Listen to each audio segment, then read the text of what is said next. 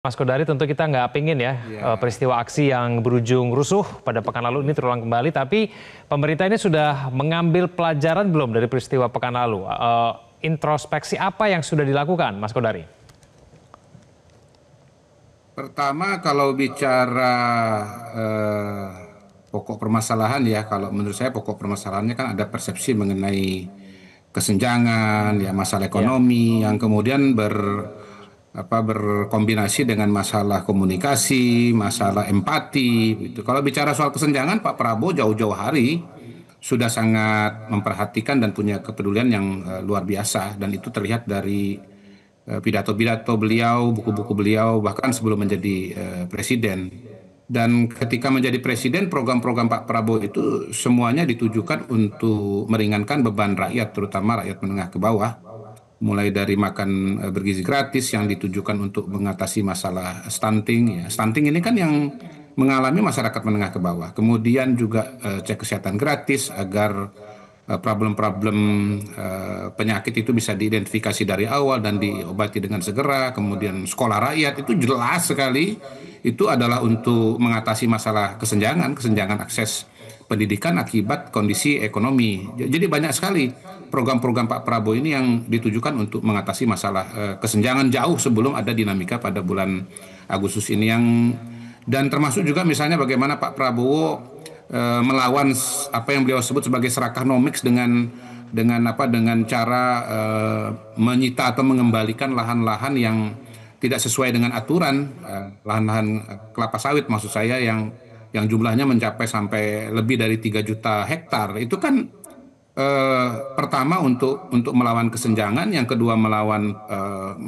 perbuatan yang bertentangan dengan hukum, dan yang ketiga nanti anggaran atau dana yang diperoleh dari hasil penyitaan, hasil denda dan seterusnya itu akan dipakai untuk program-program yang ditujukan untuk kesejahteraan rakyat, Mas Kevin. Jadi sebetulnya kalau bicara Pak Prabowo itu jauh-jauh hari itu sudah senada dan satu frekuensi dengan apa yang disuarakan oleh aktivis dan kalangan mahasiswa. ya, Mas Kodari. Demikian. Tapi kalau misalnya Ya. program-program Pak Prabowo itu betul-betul Hmm. berdampak langsung terhadap masyarakat, bukankah seharusnya Hmm. demo kemarin tidak akan ada? Tuntutan 17+8 itu juga tidak akan ada, Mas Kodari? Ya. Pertama, fenomena bulan Agustus ini kan bukan fenomena yang 1 2 hari, dia merupakan suatu akumulasi. Yang kedua, memang kemarin ada satu peristiwa yang sangat penting ya, yaitu pemicu bahwa ada ojol yang dilindas oleh mobil rantis.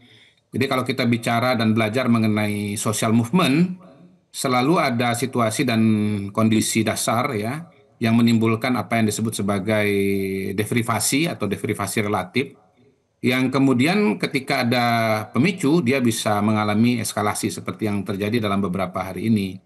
Dan karena itu memang solusinya harus ada yang bersifat jangka pendek dan jangka panjang. Jadi ya persis seperti yang dikatakan oleh teman-teman mahasiswa, itu ada yang jangka panjang, ada yang jangka pendek, ada yang bersifat cepat, ada yang bersifat struktural. Nah, pendekatan Pak Prabowo sebetulnya pendekatan yang bersifat sangat-sangat struktural, dan kita paham kalau pendekatannya struktural, maka kemudian itu bukan pekerjaan yang bisa selesai dalam 1 2 hari ya. Ingat bahwa pemerintahan Pak Prabowo baru berjalan 10 bulan, tetapi dari apa-apa yang kita lihat kita bisa menyaksikan, kita adalah saksi bahwa yang dikerjakan oleh Pak Prabowo itu saya kira tidak bisa dibantah, ditujukan untuk rakyat menengah ke bawah begitu ya. Termasuk soal ketahanan pangan ya, soal ketahanan energi itu sebetulnya buat rakyat dan buat masyarakat begitu ya. Subsidi yang diberikan untuk kalangan masyarakat yang kurang mampu itu kan tahun 2025 jumlahnya lebih dari 1.000 triliun, dan tahun depan meningkat lagi kalau tidak salah sampai 1,3 triliun. Artinya sekitar sepertiga setidaknya itu ditujukan untuk membantu rakyat ya. Oke. Bantuan-bantuan sosial itu semua ditujukan untuk membantu rakyat. Nah, memang ada juga peristiwa-peristiwa yang terjadi misalnya di DPR. Kalau kita runtutkan peristiwa tanggal 25 Agustus itu kan salah satu pemicunya adalah komunikasi atau gestur-gestur yang notabene berasal dari teman-teman di DPR. Nah, itu harus diperbaiki. Jadi cara Oke. komunikasi, cara penampilan itu harus diperbaiki, dan eh, permintaan-permintaan yang diajukan saya kira sudah dijawab oleh DPR ya, sebagaimana disampaikan oleh Pak Dasko kemarin, semuanya dijawab itu soal apa? Soal kalau yang ditujukan pada DPR soal batalkan fasilitas sudah dibatalkan, soal Oke. transparansi anggaran sudah disampaikan juga. Sekarang kita udah tahu salary-nya apa anggota DPR. Kemudian mendorong Badan Kehormatan memeriksa anggota bermasalah juga sudah dilakukan. Yang jelas Oke. kan itu nggak bisa hanya di DPR karena wilayahnya atau wewenangnya ada di partai politik. Jadi Badan Ya. Kehormatan DPR sudah berkomunikasi dengan Majelis Kehormatan atau lembaga sejenisnya di masing-masing partai politik. Ya, saya sendiri juga sudah menghimbau dalam beberapa kesempatan. Saya mengatakan bahwa di masyarakat Indonesia itu ada standar ya atau harapan yang jelas mengenai pejabat publik, bahwa pejabat publik itu harus sederhana begitu karena mereka Oke. dibiayai oleh anggaran negara atau dari pajak rakyat begitu. Karena itu ya saya juga Ya. menghimbau misalnya kendaraan, kemudian penampilan, arloji. Ini saya ngomongnya udah detail banget sampai Oke. arloji. Ya. Itu kita harus standarnya standar kelas menengah, jangan kelas atas gitu. Walaupun Ya. Anda Betul. sebetulnya Harus mengedepankan sebelumnya empati ya, begitu ya, pengusaha Mas gitu ya. Kodari ya. Iya, iya, tidak boleh karena Oke. itu kan yang selama ini justru menjadi atensi dari media, kemudian media Baik. sosial.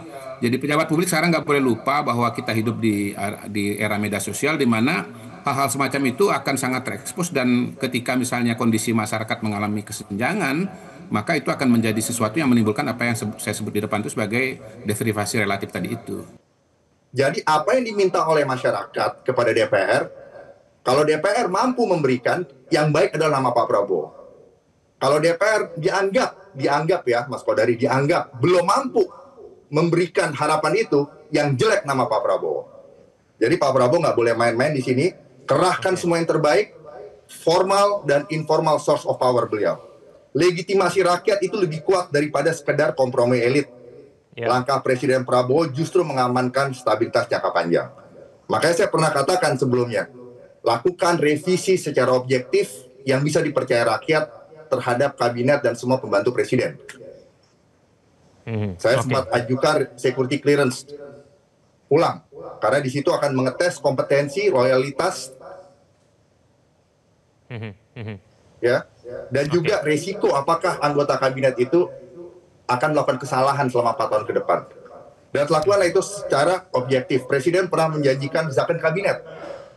Nah, zakon kabinet ini ya diharapkan bisa terwujud walaupun mungkin tidak 100% ideal. Oke. Nah, sehingga ini semua harus menjadi refleksi yang benar-benar oleh Presiden Prabowo, kontemplasi, sehingga beliau dengan power yang begitu banyak dalam sistem presidensial di negara kesatuan, Republik Indonesia, negara kesatuan, dan mempunyai kekuatan yang informal di DPR, harus melakukan yang terbaik, dan jangan lagi mengambil risiko ada celah di mana publik itu bisa tidak percaya. Demikian Mas Bayu, itu dari saya. Ya, baik. Boleh saya Mas lanjutkan, Kodari, Mas Bayu? apa hal konkret yang akan dilakukan oleh Pak Prabowo supaya untuk memulihkan kembali ya kepercayaan publik terhadap pemerintah? Apakah akan melakukan seperti yang disampaikan Mas Bowanto? tinggal melanjutkan saja apa yang beliau sudah kerjakan selama ini. Jadi saya mau meneruskan apa yang dikatakan oleh Mas Wibawanto tadi. Jadi sebetulnya trust kepada presiden itu Mas Wiba itu tinggi sekali. Sebagaimana tercermin dari beberapa hasil survei dari beberapa lembaga yang let's say independen ya, dari Kompas, dari indikator politik, itu semua Ya. kepuasan 80%.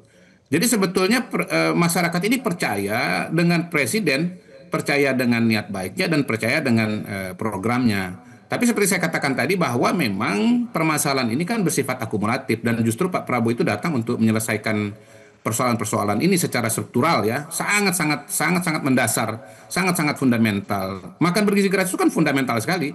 Untuk yang stunting diselesaikan malah stuntingnya. Karena kalau dia stunting, dia berangkat ke sekolah, sebaik apapun guru, sebaik apapun fasilitas di sekolah, karena memang kapasitasnya itu kurang, maka dia tidak bisa maksimal. Sebaliknya yang gizinya sudah cukup tentu ditingkatkan supaya kualitasnya lebih optimal lagi. Itu salah satu contoh atau ilustrasi.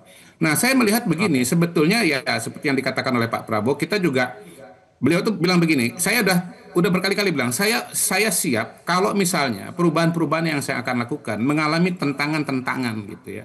Baik dari dalam maupun dari luar gitu. Ya. Nah, Mas Wiba kan ahli geopolitik ini. Kita tahu bagaimana posisi Pak Prabowo dalam percaturan internasional berusaha menjaga posisi yang baik dengan semua.